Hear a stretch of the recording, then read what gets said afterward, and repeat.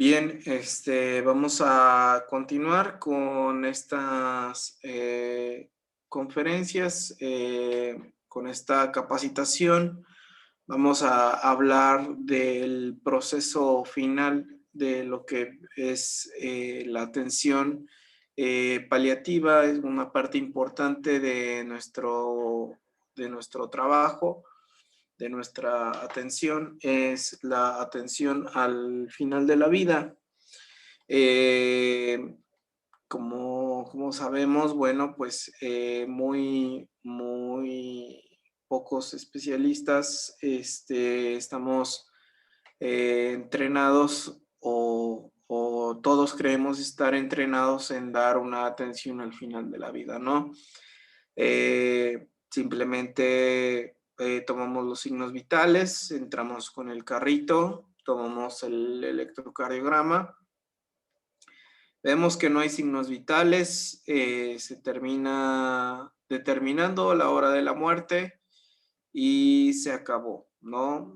Se determina la hora de la muerte, sales, das la mala noticia a los pacientes y se prepara el cuerpo, ¿no? Eso es lo que está determinado, lo que nos enseñaron, lo que hemos visto en los hospitales, en los centros de segundo y tercer nivel, en lo que nos corresponde en un primer nivel de atención. Bueno, pues a veces o en alguna ocasión pues nos han de llamar eh, en nuestro centro de salud o ha de tocar que nos lleven a un paciente ya sin signos vitales y tenemos que avisar a los servicios médicos municipales o, bueno, nos quedamos en shock o nos quedamos sin herramientas sobre qué hacer en el momento en el que el paciente pues ya no cuenta con signos vitales. Pero qué hacer o cómo reconocer que un paciente se encuentra ya sin signos vitales o que ya no tiene vida, pues es sencillo, pero cómo reconocer o cómo dar una atención en el final de la vida, en el momento final de la vida, pues es distinto, ¿no? Es distinto dar una atención en los últimos momentos, antes, previo, el momento previo, pues es sumamente complejo este tipo de atención, ya que si bien es complejo darle el confort y los cuidados a un enfermo en enfermedad terminal, que ya habíamos visto que no es lo mismo un enfermo terminal a un enfermo agónico, bueno, pues una situación de atención al final de la vida es todavía un escalón más, una situación más avanzada de la situación al final de la vida. Entonces, esto implica que el morir con dignidad se ha tomado como un recurso en otros países, en otras partes del mundo, como recurso para llegar a situaciones o para llegar a implicaciones como terminar con la vida de las personas, como la eutanasia o el suicidio asistido. Pero el morir con dignidad significa o implica éticamente que podemos vivir dignamente hasta el último momento. Entonces, el morir con dignidad no implica terminar con la vida de un ser humano, sino que podemos vivir con dignidad hasta el último momento de nuestras vidas. Y esta consideración debemos de tenerla que a la persona como ser humano hasta el momento de su muerte, respetando sus creencias, sus valores, así como la participación en la toma de decisiones, debemos de respetarlo hasta el momento en el que él sea autónomo, consciente de lo que él pueda llegar a tomar como decisiones en el momento final de su vida o hasta que él pueda tomar una decisión de, ¿saben qué? Yo no quiero que me lleven al hospital, yo no quiero que me intuben, yo no quiero que me reanimen, yo no quiero que me lleven a un servicio médico porque yo quiero morir aquí en mi casa, ¿no? Y esto es lo que día a día se repite aquí en nuestro México, esta situación que no hacemos caso a nuestros familiares porque a nosotros como familia nos angustia que no se tenga este tipo de atención en nuestra casa, en nuestro domicilio, porque nos vemos desprotegidos como familiares, nos vemos sumamente vulnerables al no tener un tipo de servicio médico que nos dé el soporte y esa seguridad de qué voy a hacer en el momento en el que mi enfermo se encuentre en una situación crítica y yo no sepa qué hacer, yo no sepa qué medidas voy a tomar, cómo voy a evitarle el sufrimiento a mi enfermo, qué le puedo ofrecer, qué le puedo dar, qué le puedo ayudar, cómo puedo evitar una situación crítica, cómo puedo darle una muerte digna a mi familiar si estoy en una ciudad lejana, si estoy en una condición sin oxígeno, si estoy en una situación sin medicamentos, me lo tengo que llevar al IMSS, me lo tengo que llevar al Hospital Civil Viejo, me lo tengo que llevar a un hospital de segundo o tercer nivel en donde sí cuentan con los recursos, así es que te tengo que llevar porque te tengo que llevar para que te den una atención. Y en el camino corro el riesgo de que fallezca mi familiar, ¿no? Entonces tenemos una mala red, una mala situación, una situación complicada con nuestros pacientes, con nuestra forma de atención en este tipo de enfermedades que amenazan la vida. Entonces, debemos de asegurarnos como red, de capacitarnos en qué podemos hacer por los pacientes para asegurarnos que se pueda dar una atención digna. Ya veíamos como definición anteriormente que un enfermo terminal pues no es aquel únicamente aquellos que se dice que son desahuciados, que son agónicos, sino que simplemente el enfermo terminal es aquel que tiene una enfermedad que no es curativa, que no tiene tratamiento curativo, que no tiene capacidad para retrasar su evolución, que la muerte va a llevarlo en un tiempo generalmente inferior a 6 meses, que tiende a ser progresiva la enfermedad, que le va a provocar síntomas intensos, multifactoriales, cambiantes y que lo van a conllevar a un sufrimiento intenso, ya sea físico, psicológico, no solamente a él, sino también a su familia. Y la situación de agonía, que de igual manera es una situación que va a preceder a la muerte del paciente en una situación de horas o días. Esta fase la identificamos por alteraciones por deterioro físico intenso que le van a imposibilitar al paciente moverse, hablar o alimentarse y va a existir una dificultad, por ende, para poder hablar, para poder verlos, a hablar con su familia o allegados y participar en una actividad cotidiana como lo es comer, convivir, estar simplemente con ellos y va a haber trastornos cognitivos con crisis de angustia, van a tener miedo, van a tener alteraciones psicomotrices, pues, se van a encontrar a veces molestos, irritables, pueden presentar ansiedad y pueden llegar a presentar alucinaciones auditivas o delirios visuales. Y esto va a conllevar a que poco a poco tengan una alteración del nivel de conciencia, pueden presentarse confundidos, incluso periodos de coma en donde el paciente esté reactivo, en donde no pueda respondernos Los síntomas más frecuentes en esta situación de agonía, pues puede ser, y lo más frecuente es que tengan dolor generalizado, disnea, falta de aire, y delirio. Ya hemos visto esta escala de evaluación, que es los criterios de Menten, que en el año 2004, pues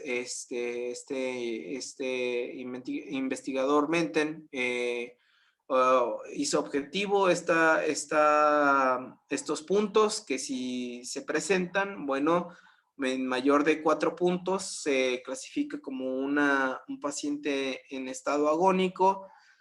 Si presenta frialdad o palidez nasal, frialdad de extremidades, livideces, cianosis de labios, disminución de la producción de orina, estertores premortem, apneas mayores de 15 segundos en un minuto, somnolencia de más de 15 horas de sueño al día.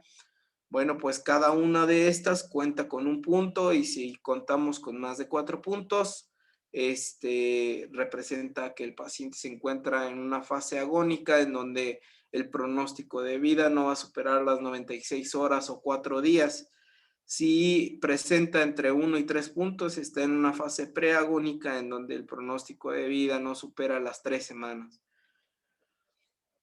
¿Qué pasa cuando el paciente se encuentra en estas fases? Pues existen miedos a la muerte del ser querido por parte del entorno, ¿no?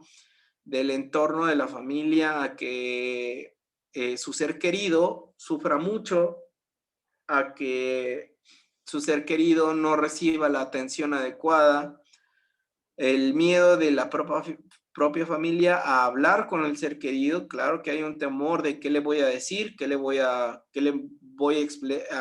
puedo expresar, a que el ser querido sepa la gravedad en la que se encuentra. Sí, pues muchas veces no sabe si en realidad sabe que está tan grave, que está tan mal, a quedarte solo en el momento en el que se muera el paciente, no saber qué hacer, cómo reaccionar, qué va a pasar en el momento de la muerte, o que el cuidador principal lo haya cuidado tanto y que quiera estar en el momento de la muerte, y que cuando se vaya a descansar no estén en el momento de la muerte, y se culpabilizan porque después de tanto tiempo de haberlo cuidado no estuvieron con ellos en el momento de la muerte, y se castigan, ¿no? Se culpabilizan: tanto tiempo que lo cuidé y no estuve contigo en el final del momento, ¿no? Dificultades comunes de la familia, pues a compartir el afecto con la persona que se va a ir, a partir, actuar con naturalidad cuando se oculta la información, ¿sí? Muchas veces ocultan la información del diagnóstico y se trata de actuar con naturalidad, que nada está pasando, que todo está bien, y tratan de actuar como si nada estuviera pasando, ¿no?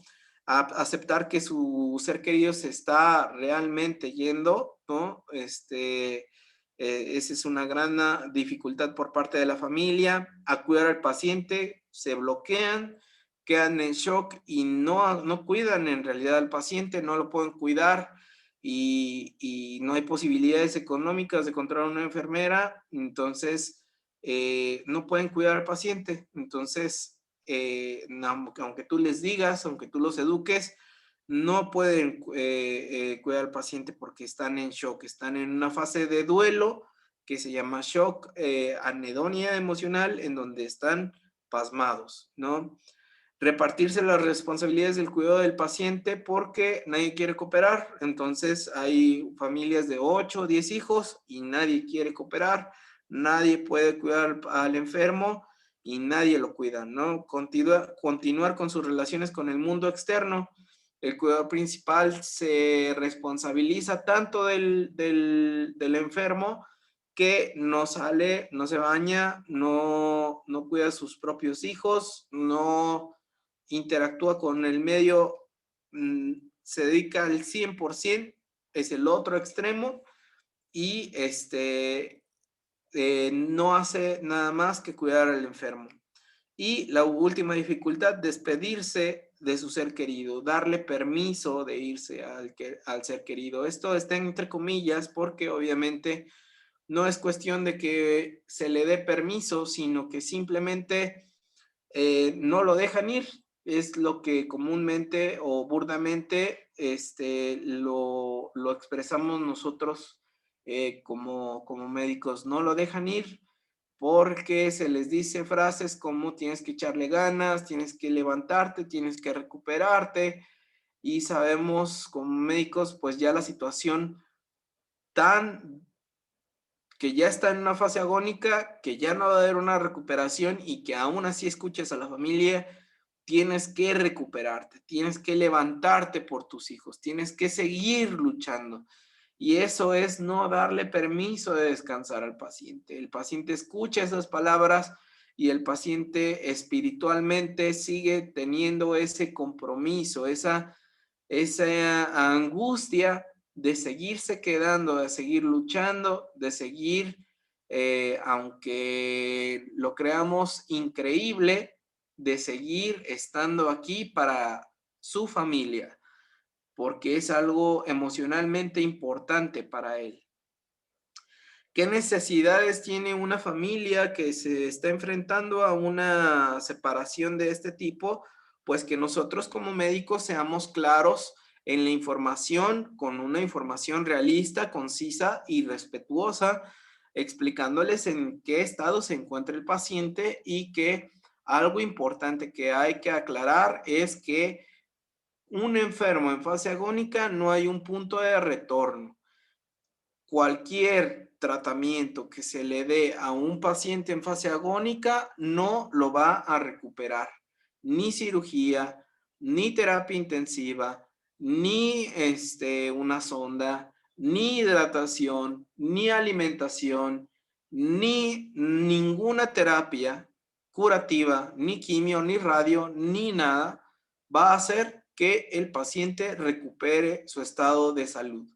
Una fase agónica es un punto de no retorno en donde no hay vuelta atrás y que cualquier tratamiento va a ser fútil, ¿sale? No va a hacer que el paciente mejore su estado de salud.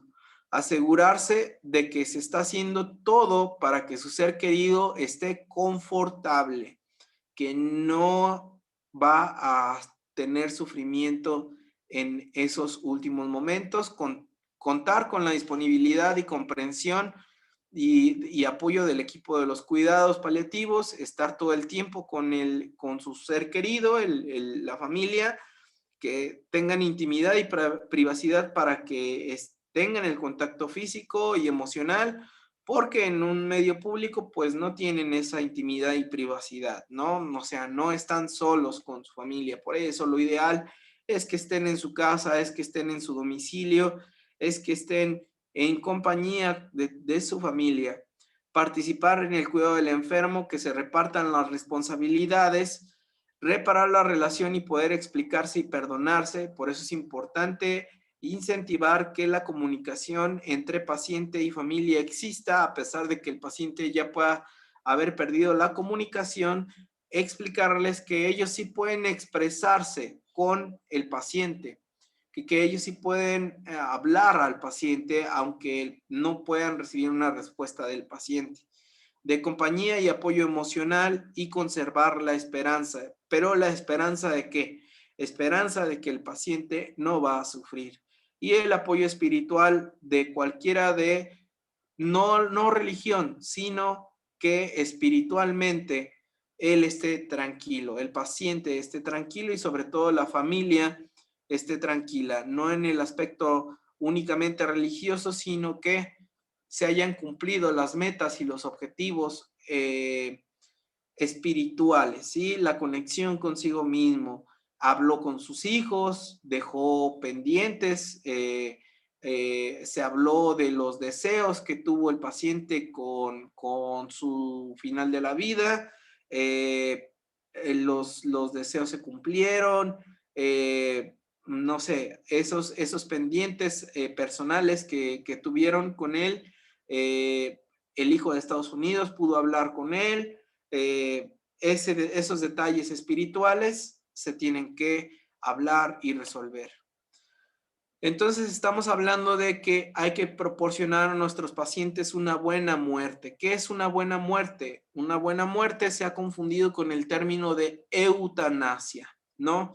Eutanasia no es el terminar, bueno, se ha dejado como término eutanasia el terminar directamente con la vida de una persona, pero buena muerte ya la entendemos nosotros. De acuerdo a nuestro idioma, de acuerdo a nuestro contexto paliativo, como una muerte libre de estrés y sufrimiento que se pueda evitar para el paciente, la familia y sus cuidadores, de acuerdo con los deseos del paciente y de la familia, y de forma razonable, consistente con los estándares éticos, culturales y clínicos, o sea, que concuerde con la ética, con la cultura y con la clínica de la persona, de la familia y de los médicos. Que todos en conjunto, como equipo, estemos de acuerdo, todo con el objetivo de liberar al paciente del estrés y del sufrimiento que se pueda evitar para el paciente. Hay situaciones en donde no puedes liberar de una hemorragia masiva, no puedes evitarlo, pues si no puedes evitar la hemorragia masiva, pues entonces puedes sedar al paciente. ¿Me explico? Vamos a ver más adelante eso. Diferencias con los términos que se han utilizado de suicidio asistido, eutanasia y lo que se utiliza en cuidados paliativos de sedación paliativa. Suicidio asistido es cuando se prescribe o se suple un medicamento letal por el médico al paciente que la solicite, que la pida. Este medicamento es autoadministrada por el paciente con el objetivo de terminar con su vida. La eutanasia es la administración de los medicamentos con la intención de terminar con la vida explícitamente solicitada por el paciente, y la sedación paliativa es la administración de medicamentos en dosis y combinaciones adecuadas para disminuir la conciencia del paciente, para aliviar adecuadamente uno o más síntomas que son refractarios, que es lo que vamos a ver adelante. Entonces, hablando de atención al final de la vida, lo que hacemos en atención paliativa y atención al final de la vida, en cuidados paliativos podemos sedar al paciente. Es una sedación paliativa. Esta puede dividirse en 4 tipos. Una sedación que puede ser superficial, intermitente, profunda o continua. Este tipo de sedaciones, como su nombre lo dice, puede ser superficial, que el paciente te pueda responder, que puede estar semiconsciente, intermitente, que la puedas interrumpir, profunda, que el paciente no pueda tener una respuesta, y continua, que sea hasta que el paciente termine su vida. ¿Sale? En donde la disminución de el nivel de conciencia del enfermo es la administración de los medicamentos apropiados con el objetivo de evitar el sufrimiento causado por uno o más síntomas refractarios. ¿Qué es un síntoma igual? La sedación paliativa en una situación de agonía, pues es una sedación cuando se determina que estamos en una situación precisamente de agonía. La situación de agonía es cuando tenemos los criterios de Menten y cuando existe deterioro físico intenso, debilidad extrema, trastornos cognitivos, dificultad para la ingesta y pronóstico de vida limitado a horas o días, como ya lo veíamos con los criterios de Menten. La situación de un síntoma refractario, veíamos que para dar una sedación paliativa, pues se tiene que dar el síntoma refractario. ¿Qué es un síntoma refractario? Pues es aquel que no se puede controlar con tratamientos disponibles. Un ejemplo, un síntoma refractario es aquel dolor que tú ya le estás dando morfina y no se quita el dolor con morfina. Tú le estás dando morfina y le das buprenorfina, que es más potente que la morfina y no se alivia con buprenorfina. Le cambias a metadona, aunque es un medicamento más potente, y no se alivia con metadona. Entonces ya le diste morfina, buprenorfina, metadona. Valora si puede bloquearse el paciente. Bloqueas al paciente. Ya le hiciste un bloqueo, no se alivia con bloqueo, no se alivia con medicamentos. El síntoma es refractario. El dolor sigue siendo muy intenso y las escalas funcionales y el pronóstico de vida es limitado, es reservado, es muy corto. Entonces, ya hiciste los tratamientos en un tiempo razonable, breve. En una fase agónica tiene que ser breve, razonable, corto, tienes que actuar rápidamente. Y no funcionaron los tratamientos, este requiere una sedación, disminución de la conciencia, ¿sale? ¿Qué indicaciones tiene la sedación paliativa? Primero, tienes que evaluar si tienes el diagnóstico de final de la vida. Si no tienes el diagnóstico de final de la vida, número uno, pues no tiene indicación de una sedación paliativa. Dos, que si sí está en situación de final de la vida, que tenga síntomas y sufrimiento físico o psíquico refractario. Y número tres, que el paciente tenga la competencia de tomar decisiones. Si ya no tiene competencia de tomar decisiones, y el diagnóstico de tomar de final de la vida, en caso de que él no pueda tomar decisiones, en este caso, y solo en este caso, a diferencia de eutanasia y suicidio asistido, lo puedes platicar con la familia, ¿sí? Y a continuación se los voy a explicar.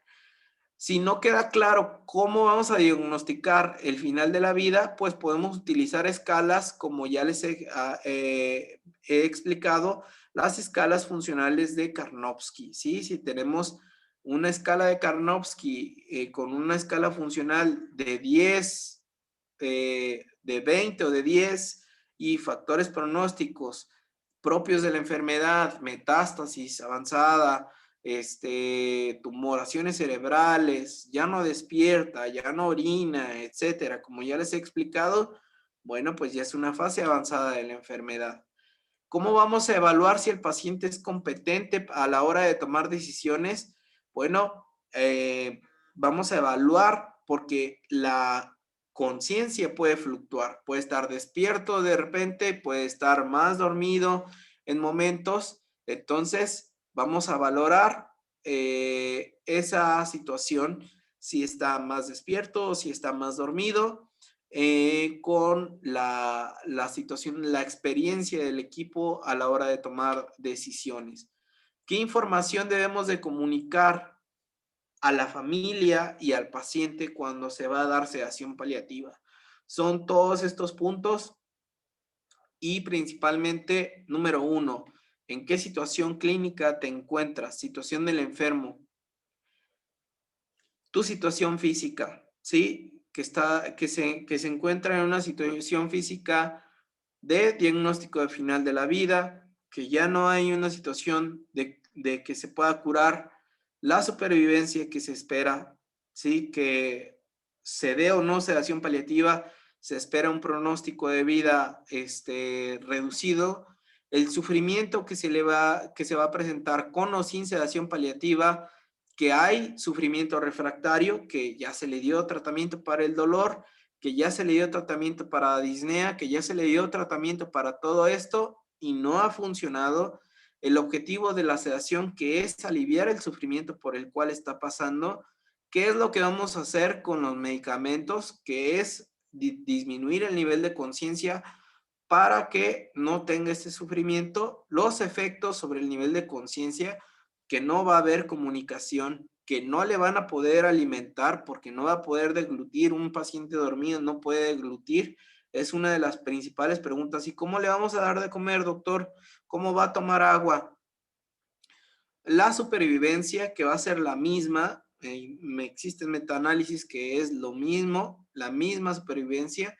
Las posibles complicaciones, y este es el principio de doble efecto, como es una situación tan delicada y los fármacos que se utilizan pueden generar un principio de doble efecto, que más adelante se los voy a explicar, puedes generar un principio de doble efecto. Entonces, tratamientos después de la sedación: maximizar el confort, poner en posición cómoda al paciente, hidratar la boca, limpiar los ojos, mantener cómodo al paciente si se presenta fiebre, no poner medios físicos, tapar con una sábana, dar el máximo confort. Y los resultados, si no aceptan la sedación, ¿cuál va a ser el sufrimiento? ¿Cómo va a estar el paciente? ¿Sí? Se va a seguir quejando, va a seguir teniendo dolor, y la supervivencia que se espera si no se ceda al paciente, que va a ser exactamente la misma. ¿Qué esperamos de la sedación? ¿Cómo esperamos mantener al paciente con... hay que medir cómo vamos a tener a nuestro paciente, pues con una escala de Ramsey que entre un nivel 4 y 5, con una respuesta a estímulos con una respuesta lenta a un estímulo doloroso. No profundizado, porque un nivel 6 sin respuesta, pues lo vamos a tener sumamente intoxicado con el medicamento. Lo que esperamos es que únicamente el paciente se encuentre tranquilo, sin molestia. ¿Sale? De acuerdo al procedimiento, pues es recomendable que se lleve a cabo en el lugar en donde sea atendido, ya sea en su domicilio o en el hospital que está siendo atendido. Y la elección del fármaco, el midazolam, siempre ha sido una de las primeras opciones. Si estamos en un hospital, pues la vía endovenosa es la que se reserva en casos de urgencia, en caso de una hemorragia masiva o etcétera, pero generalmente utilizamos la vía subcutánea. Debemos de hacer evaluaciones y seguimiento constantemente, revisar periódicamente el nivel de sedación de acuerdo a la escala de Ramsey, evaluar y dejar constancia en la historia clínica de los signos vitales, de la frecuencia respiratoria, etcétera, y estar en constante comunicación con la familia. Es un trabajo sumamente de cercanía. Aquí están las dosis, más que nada dejarles dosis, dejarles protocolos de actuación. Es muy difícil que ustedes inicien sedaciones paliativas en domicilio, es muy difícil que ustedes inicien protocolos de actuación de sedación paliativa en domicilio, sería muy arriesgado dejarles una responsabilidad como tal de dejarles una sedación paliativa a ustedes, y más porque no hay midazolam actualmente por la situación de COVID, pero que sepan que levomepромacina y propofol tampoco hay en estas situaciones de pandemia. La realidad es que no hay estos fármacos y que estamos utilizando otros protocolos de actuación en estos casos de crisis de fármacos, pero que sepan que el objetivo siempre va a ser de disminuir la conciencia del paciente, ¿no? Vamos a tratar de hacer estos protocolos de actuación. Si ustedes identifican un paciente en situación final de la vida, y hacen una hoja de referencia, contrarreferencia con nosotros, mandan al familiar con la hoja de referencia con nosotros al Instituto Jalisciense de Alivio al Dolor y Cuidados Paliativos, nosotros vamos a hacer lo posible por darle la atención. Ojalá se pudiera darle la atención a todos los pacientes que tengan esta situación de final de la vida, y que al menos ustedes puedan identificar esta situación de final de la vida y que puedan darle, al menos que ustedes puedan sacar su recetario de controlados y darle al menos alivio del dolor, y que tengan a la mano un recetario de controlados y que tengan la posibilidad de recetarle morfina, al menos en sus últimas horas de vida al paciente. Este protocolo de actuación, sabemos, bueno, que midazolam, en caso de que ustedes sea necesario y ustedes tengan la posibilidad de conseguir midazolam, siempre va a ser la primera opción. Vía subcutánea pueden utilizar bolos de 2.5 miligramos de bolo inicial, repartidos en dosis cada 4 horas.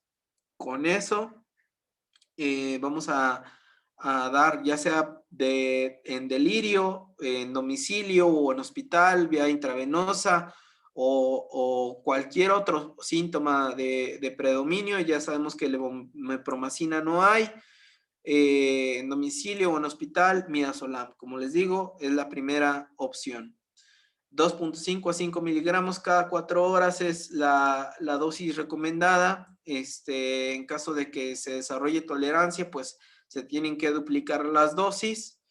Las dosis de rescate pueden ser utilizadas, como les digo, estas son ya dosis más avanzadas, dosis ya que utilizamos en caso de que la agonía se prolongue o perdure más de 48 horas, que esto suele ser sumamente raro.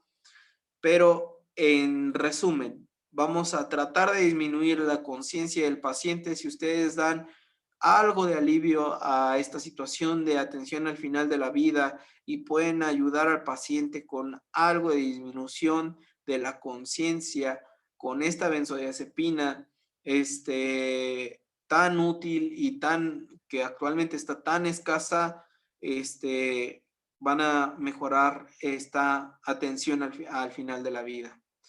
Este es un mapa que ya les mostré en otras situaciones de la calidad de muerte a lo largo del mundo, en donde los países más azules es en donde mejor se muere. México es el número 23, el Reino Unido es el número 1. Nos falta mucho, necesitamos políticas de salud y cuidados paliativos a nivel gubernamental, recursos humanos, accesibilidad del cuidado, calidad en el cuidado, y que la comunidad esté comprometida, que sepa que son los cuidados paliativos. Y aquí me dieron si la sedación paliativa en realidad causaba más que nada un adelanto o una prolongación de la agonía, y se encontró que no hubo diferencia estadísticamente significativa entre el grupo sedado y no sedado. De los 14 estudios de 1,137 pacientes que recibieron sedación paliativa, de 4,167 adultos, ninguna mostró una diferencia entre el grupo que se sedó y no se sedó. Todos tuvieron el mismo tiempo de mortalidad.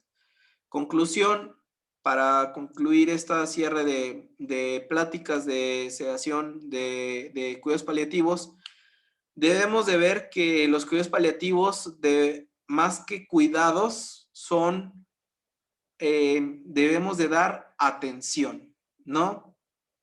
En lugar de cuidado. ¿Por qué? Porque debemos de poner atención en nuestro paciente, en lo que nos dice, en lo que necesita de nosotros. La pregunta que debemos de hacer como médicos es: ¿qué necesita usted, paciente, de mí como médico? No, no es ¿cuál es su motivo de consulta? ¿No? ¿Qué le voy a dar de receta? ¿Qué le voy a dar de medicamento? ¿Cómo lo voy a cuidar? ¿Cómo lo voy a curar? Sino, ¿qué necesita de mí en cuestión a qué atención le voy a dar? ¿Cómo le voy a poner atención? ¿Cómo lo voy a escuchar?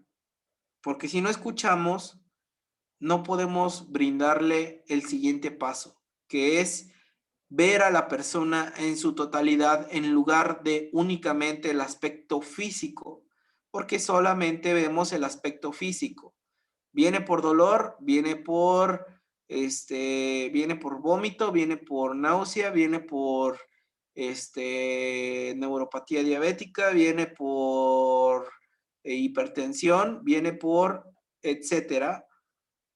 Hay que ver si el paciente, y ustedes lo han visto, que perdió su trabajo, hay que ver que el paciente perdió perdió algo, que el paciente, tiene otros problemas económicos, que tiene, una situación espiritual importante, que tiene un duelo, que tiene muchos aspectos espirituales, y darle prioridad a la receptividad y presencia compasiva. ¿Qué hay que hacer?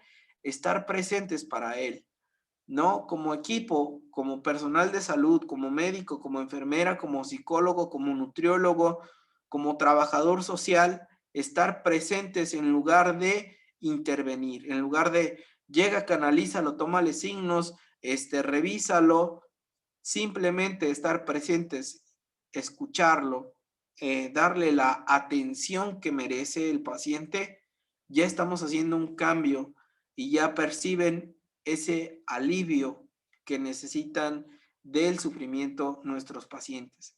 Ese es el cambio que nosotros les invitamos a realizar para la mejoría del sufrimiento y alivio del dolor en este tipo de pacientes. Eso sería todo de mi parte y eso es la atención al final de la vida. Espero que les haya servido y cualquier duda estamos a sus órdenes en el Instituto Palía.